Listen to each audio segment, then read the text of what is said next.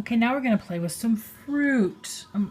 I don't know a recipe for this. I'm just going to wing it and kind of go by what she said. I got some frozen blueberries that were thawed, strawberries, and then I got a can of chunky pineapple, mandarin oranges, pears, peaches, red grapes. I have some vanilla pudding and banana pudding, and you're going to use the juices from the fruits as liquid for the pudding instead of milk, but she said you don't quite use as much as the recipe calls for on the pudding, so it's just kind of a feel kind of thing. And I'm going to have to get a bigger bowl because it's not all going to fit in this bowl. I can see that right now, so we'll see what happens. Now I got the big Bertha bowl, and I have 1 cup of juice so far from the peaches and the pears. And I think there's a little more pear juice. Because I know the pudding calls for 2 cups of milk each, so I'm going to maybe do like 1.5 cups of juice. But I still got 2 more cans to see how much juice I get, so we will see. Because you don't want to set up like a hard pudding, you just want it to be kind of like, almost like a custard. But, hold on.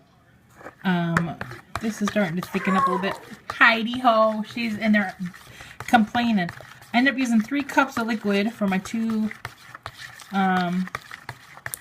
boxes of pudding, and then I'm going to stir up the fruit, and then I'm going to dump the pudding stuff in here and put it in the fridge.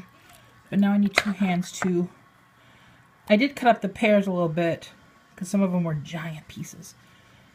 Well, I mixed it all in. I think I'm going to have to make 1 more thing of pudding the regular way and mix it in. This is just way too much fruit. This is how hers normally had looked in the past.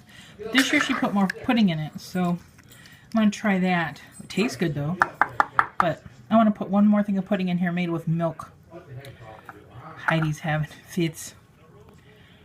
Okay, now I've got to mix up some more pudding. I decided to use the other 2 containers of pudding I had with milk.